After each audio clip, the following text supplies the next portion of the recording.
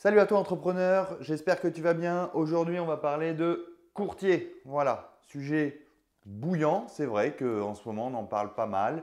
C'est peut-être à cause de la conjoncture bancaire. Faut-il en prendre un ou non? Est-ce que c'est un gain de temps? Est-ce que c'est de l'argent balancé par les fenêtres? C'est ce qu'on va voir. Mais avant toute chose, je me présente. Moi, c'est Kevin Marie. Kevin Marie QLRR sur les réseaux sociaux, Instagram, Facebook essentiellement et maintenant sur YouTube via la chaîne du Club des investisseurs.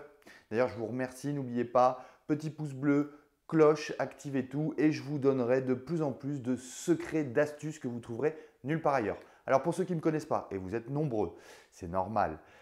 Moi, je suis Kevin Marie, entrepreneur dans l'immobilier. J'ai commencé pas du tout là-dedans, je n'y connaissais strictement rien. Je faisais du foot, j'ai fait de la médecine et jusqu'au jour où j'ai rencontré Cédric Anissette et sa formation IMO étape par étape, je l'ai prise et j'ai décidé de devenir entrepreneur immobilier. Résultat des courses, en 6 ans, une quinzaine de biens dans lesquels j'ai investi, 1 500 000 € de patrimoine net, c'est si je revends tout. Donc vous voyez, une quinzaine de biens en 6-7 ans, je ne fais pas partie de ces formateurs qui vont vous dire 10 000 € de cash flow en un seul bien et je m'en vais au Mexique ou je ne sais pas où. Non, c'est quelque chose d'assez raisonnable et vous pouvez vous projeter raisonnablement sur mon parcours, sur mon profil, puisque je suppose que si vous êtes intéressé par cette vidéo, c'est pour vous générer des revenus complémentaires ou des revenus alternatifs. Maintenant, je suis passé de l'autre côté et je fais du contenu et des formations pour le programme de Cédric Anissette IMO étape par étape dont je suis le coach. Et donc, dernièrement, depuis maintenant un petit peu plus d'1 an et demi, nous avons créé le Club des investisseurs, d'où le nom de la chaîne. Rapidement, 50 membres, plus de 10 millions d'euros d'investis sur de l'investissement locatif au rendement, location courte durée, colocation, immeuble de rapport, achat-revente, voilà. Si vous êtes intéressé, n'hésitez pas. Ça ouvre une fois par an. On a eu pratiquement 2000 dossiers depuis la création du club. On n'a pris que 50 personnes. Donc, vous serez au courant, en tout cas, si vous suivez la chaîne, de la prochaine ouverture de ce club. Alors maintenant, on va parler rapidement, parce que c'est souvent mon défaut, comme je suis passionné, j'ai tendance à faire, et vous pouvez aller voir sur mes vidéos respectives, 20, 25, 30 minutes. Après, voilà, je ne réfléchis pas forcément à me dire que tout le monde n'est pas comme moi, passionné d'immobilier. Donc, le courtier.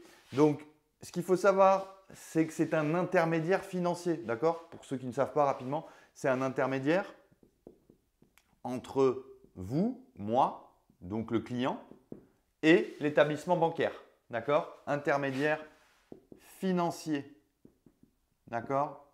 Il faut savoir qu'il reçoit une habilitation des autorités bancaires. Donc, habilitation bancaire. Donc, vous comprenez mieux qu'il y a quand même un lien étroit entre le courtier et les banques, mais que pour moi en tout cas, parce que moi, ceux qui ne me connaissent pas, vous verrez, moi je tranche, c'est très intéressant. D'accord? Pour vous donner un ordre d'idée, moi qui adore les chiffres, les obtentions de prêts via des courtiers bancaires représentent 30% en 2020 de la production totale de crédit. Production, alors j'écris mal, hein. C'était mes années de podologue ça. Production totale de crédit. Donc vous imaginez, si on ramène ça quand même, ça fait 3 sur 10, ça fait quasiment 2 sur 5. 2 financements de prêts sur 5 qui sont obtenus via un courtier. D'accord? Donc rapidement, je ne vais pas vous faire une vidéo comme d'autres font en vous disant les avantages, les inconvénients. Moi, je vais trancher et je vais vous dire qu'il faut passer par un courtier bancaire. Depuis que je raisonnais au début un petit peu comme tout le monde. Non, ben non, je vais le faire moi-même, je vais faire mon dossier, je vais faire ceci. L'un n'empêche pas l'autre. Vous pouvez avoir un super dossier, monter un super projet, super dossier, être fier de votre projet, donc vouloir le présenter vous-même, mais ça ne coûte rien de prendre un courtier et je vais vous expliquer rapidement pourquoi. Donc déjà, il faut savoir que le courtier, en général, le prix varie entre, allez, si on est très large, entre 1 000 et 3 000 euros. Si on est un petit peu plus restrictif, entre 1 000 et 1 500, mais grosso modo, c'est 1% du capital emprunté. C'est la banque, hein, empruntée. Classiquement, un courtier n'est rémunéré que lorsqu'il obtient pour son client un financement. D'accord? Alors maintenant, il y a des variantes. Il y a maintenant des courtiers qui font ce qu'on appelle des accompagnements de projets globaux, entre guillemets, et donc ils prennent des commissions ou un forfait, même si le dossier ne va pas au bout. Parce que, et c'est normal, ils font tout en amont tout un travail de sélection, de recherche. Alors, classiquement, ce qu'on voit sur les autres chaînes, pour rester poli, l'avantage du courtier, ou ce qu'on voit sur Internet, ça va être le gain de temps, ce qui est vrai, hein, gain de temps, puisque c'est lui qui va démarcher tous les établissements bancaires, normalement bien sûr, mais on se rend compte que vous verrez qu'ils sont affiliés avec 2-3 banques, et tant mieux, et tant mieux. Moi, je le prends comme un point positif qu'ils soient affiliés avec certains établissements, d'accord? Moi, ce n'est pas grave, c'est moi le but maintenant, et vous verrez plus tard, enfin je reviendrai plus tard. Donc, gain de temps, augmentation de la compétitivité de l'offre. Voilà, tout simplement parce que son rôle, c'est d'aller chercher les taux les plus bas, les meilleures conditions de financement. D'accord? Maintenant, si on fait rapidement par rapport aux inconvénients, c'est le coût. Et quand on débute dans l'immobilier, on a tendance à être légèrement pince et à vouloir optimiser tout au niveau du coût. Alors que quand on a un petit peu d'expérience, moi, je regrette de ne pas être passé par des courtiers avant. Voilà. En me disant, ah, maintenant, ils vont me prendre de l'argent, nanana. Et justement, alors, c'est le coût. Je vous l'ai dit là, ici, et c'est le manque de compétitivité. Alors, je vous explique. C'est parce qu'il y a des courtiers, c'est comme partout, hein, le degré de corruption de l'être humain. Il y a des courtiers qui, pour être sûrs et pour, entre guillemets, avantager les banques avec qui ils travaillent, qui vont en gros attendre le dernier moment. Vous savez tous, hein, on signe un compromis, on signe un acte 3 mois après. Il faut obtenir l'obtention sur ce délai, il faut obtenir un financement. Donc, il y a certains courtiers, justement, qui travaillent en bisbille, entre guillemets, avec certains établissements bancaires, qui vont faire en sorte d'attendre le dernier moment pour imposer des conditions qui ne sont pas les meilleures pour leurs clients, mais qui sont avantageuses pour les banquiers. Donc ça, c'est ce qui ressort un petit peu de des fois, on se fait un peu avoir, on est pris à la gorge et on ne peut qu'accepter. Donc ça, j'ai envie de dire, moi, voilà ce que j'en fais. Tac, tac, je barre tout ça parce qu'on n'est plus… Le courtier… Disons qu'il y a quelques années, il était là pour obtenir les meilleurs taux, les meilleures conditions. Mais depuis maintenant 2 ans, et encore plus avec la crise sanitaire, on ne parle plus d'obtenir, moi, si une banque me propose 1,60 au lieu de 1,20, je prends. Parce que je vous le rappelle, 20% de refus d'obtention de prêt en 2020, alors que d'habitude, on est entre 4 et 5%.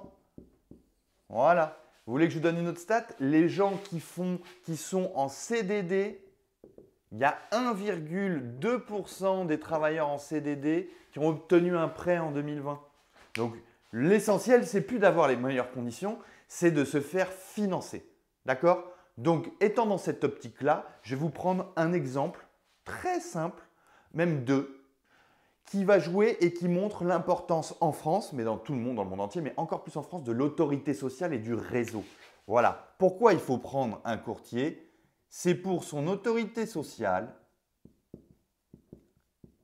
et son réseau. Et c'est partout comme ça, dans tous les corps de métier. Voilà. C'est partout comme ça. C'est quand on connaît quelqu'un, on se fait pistonner, ainsi de suite. C'est la vie, c'est comme ça. Donc, je vais vous prendre un exemple. Voilà, moi, je fais appel à… Donc, je commence ma vie ma vie d'entrepreneur, j'investis. J'ai un bon projet, parce que je me suis bien formé. J'ai un bon dossier, d'accord? Et donc, je vais vouloir aller présenter à différents établissements bancaires mon projet, mon dossier, d'accord?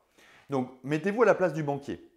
Période compliquée avec les banques. Je ne vais pas revenir sur les directives du Haut Conseil de stabilité financière, sur… voilà. Donc, période compliquée. N'oubliez pas, 20% de refus d'obtention de prêt. Donc, c'est plus compliqué qu'avant.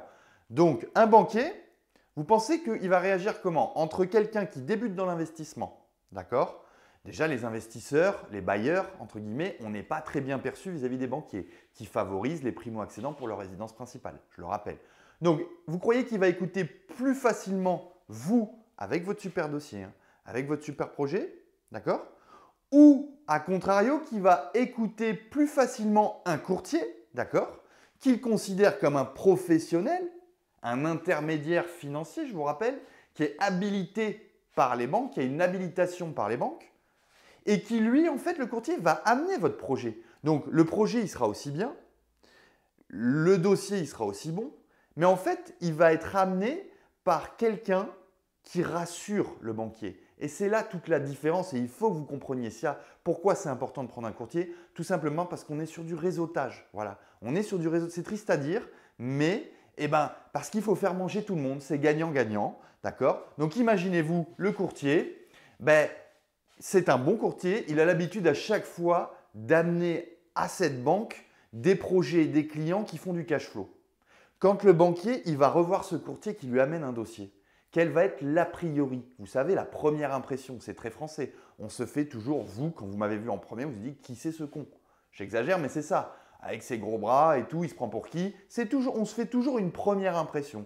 Mais le banquier, imaginez-vous qu'entre un inconnu, et on n'aime pas trop l'inconnu, l'être humain il n'aime pas trop ça, et son copain courtier qui lui rapporte toujours 9 fois sur 10 des super dossiers, donc des gens qui sont tranquilles, qui permettent au banquier d'être bien noté par ses supérieurs. Donc indirectement, le courtier, en lui ramenant beaucoup de bons clients, d'ailleurs déjà fait tourner la banque, parce qu'il faut savoir que les banques se rémunèrent sur les crédits, d'accord?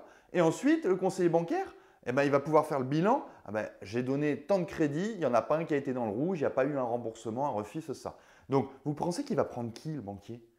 Entre un inconnu et son copain courtier qui lui ramène, qui a l'habitude de lui ramener que des bons dossiers? D'accord? C'est logique, il va prendre le courtier. Donc, mettez tout de suite toutes les chances de votre côté en sachant pertinemment, peut-être que le courtier et le banquier, ils sont copains. Ils se voient en dehors du professionnel. Peut-être que c'est une courtière avec un conseiller bancaire. Peut-être que même il y a eu, on ne sait pas et on ne veut pas savoir, mais peut-être qu'ils se connaissent depuis 15 ans, qu'ils ont fait les 400 coups ensemble. Donc vous comprenez bien, moi, c'est pour vous dire, je connais même des courtiers, d'accord, qui arrivent à faire passer des dossiers auprès de conseillers bancaires, alors, avec ce fameux pourcentage de dérogation, si vous voulez. Alors que le conseiller bancaire, s'il regarde purement le dossier, son supérieur lui dit non. Mais il dit à son supérieur, oui, mais ça vient de ce courtier-là. Parce que peut-être qu'en fait, le courtier, il est copain avec le directeur d'agence. Donc forcément, sur le premier regard, le conseiller bancaire dit, ah non, non, là, ça ne va pas passer, désolé. Hop, le courtier appelle le directeur d'agence, dit, voilà, j'ai un dossier, ton nouveau conseiller bancaire, je ne comprends pas pourquoi il ne veut pas me faire passer le dossier. Le directeur d'agence, parce que c'est son ami, parce qu'il sait que depuis 15 ans, il lui ramène des bons dossiers, il va appeler le conseiller bancaire et va lui dire, tu lui fais passer. Voilà, c'est de la logique, c'est malheureusement la logique humaine. Donc moi, je vous conseille fortement de prendre un courtier pour obtenir votre crédit, pas pour obtenir des meilleures conditions. Je vous rappelle, 20% de refus. Donc, si vous avez compris ce schéma-là, le copinage, le réseautage, le pistonnage, voilà, parlons de ça. C'est une réalité, autant la connaître, mais jouer avec. Voilà, je finirai par un exemple. Si vous avez mal au dos, moi qui ai fait médecine, si vous avez mal au dos, vous êtes à un repas, vous avez mal au dos. D'accord?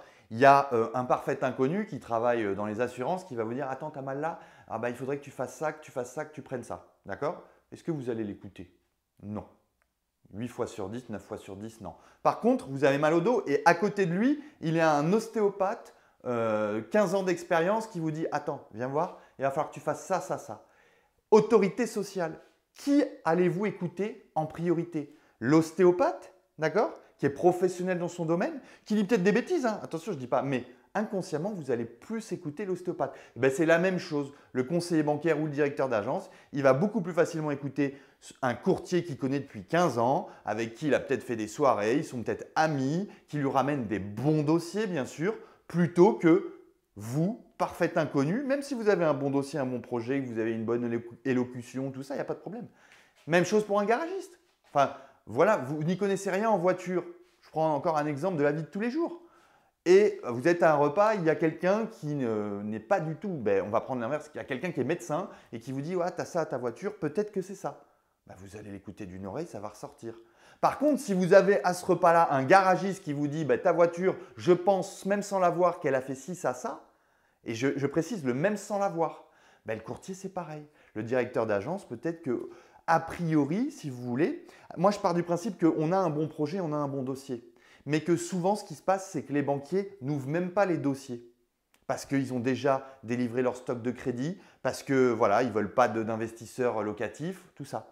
Le courtier, ça lui permettra au moins de passer le premier pas et de faire en sorte que le conseiller bancaire prenne en considération votre dossier. Voilà. Donc, pour moi, pour ce que je vous ai dit, on oublie le gain de temps, la compétitivité, nani nana. C'est l'autorité sociale. N'oubliez pas, le courtier, ça fait peut-être 15 ans qu'il connaît le directeur d'agence. Donc, voilà. Et le réseau. Voilà. Donc, prenez un courtier. Allez, à très vite.